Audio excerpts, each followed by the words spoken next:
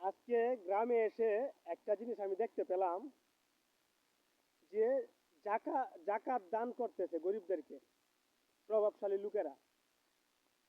তো আমার সন্দেহ রয়েছে ওই দানটা কি আল্লাহকে রাজি খুশি করানোর জন্য নাকি মানুষদেরকে দেখানোর জন্য।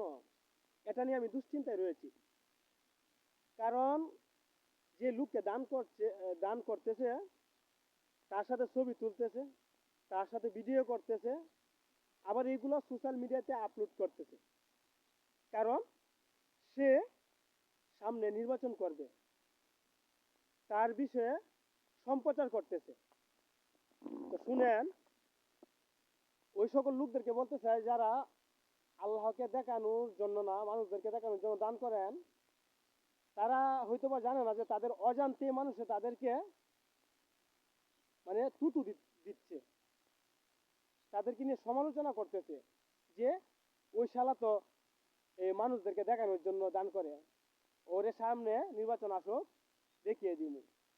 তো যাই হোক, আমি দিন শেষে একটাই কথা বলতে চাই, আল্লাহকে রাজি খুশি করার জন্য দান করেন, অযথাই লোক দেখানো দান করিয়েন না ভাই।